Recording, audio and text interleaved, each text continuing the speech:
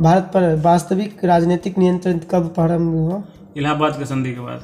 वर्ष 1772 में किस गवर्नर ने द्वंद्व शासन को समाप्त कर दिया? ये बारिंग हेस्टिंग।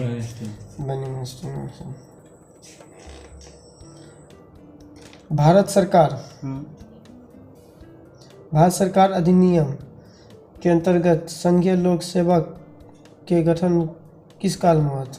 लॉर्ड कॉर्नवालिस के लॉर्ड कॉर्नवालिस से। कब हुआ था ये कब हुआ बताइए, था? ईस्वी बताइए।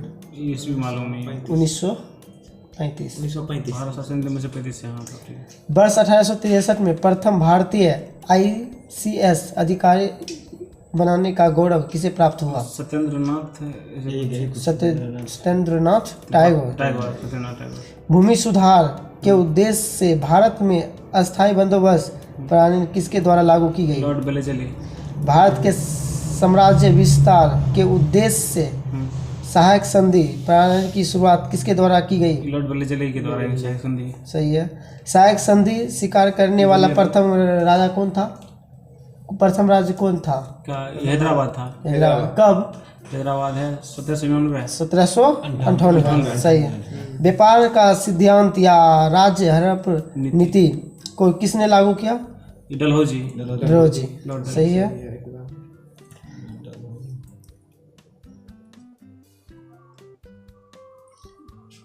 किस गवर्नर जनरल के कार्यकाल में भारत पर ईस्ट इंडिया कंपनी का शासन समाप्त हो गया?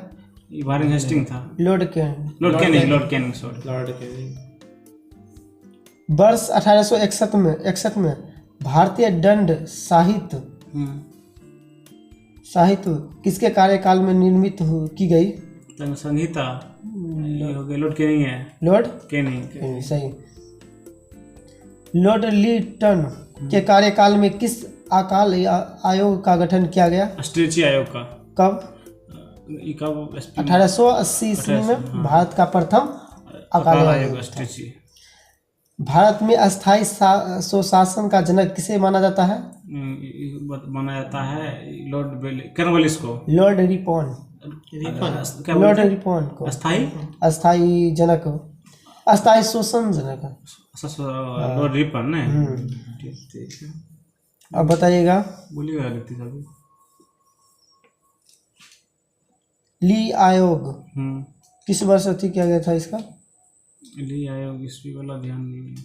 1923। सही। 1923। ठीक। इसका गवर्नर कौन था? गवर्नर ली आयोग कोई ली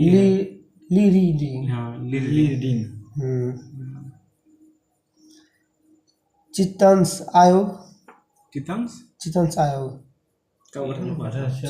आयोग कब हुआ था? 1886। सही। इसका गवर्नर कौन था? Lord Dufferin.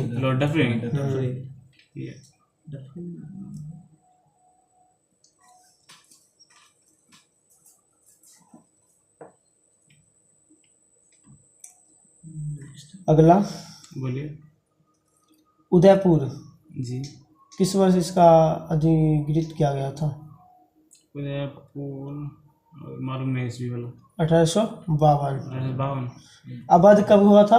1856। नागपुर 1854। झांसी 1853। उसके बाद उदयपुर 1852। सतारा 1848। संभालपुर 1849। अगला क्वेश्चन। 1849 ईस्वी में ब्रिटिश शासन में पंजाब का विलय हुआ।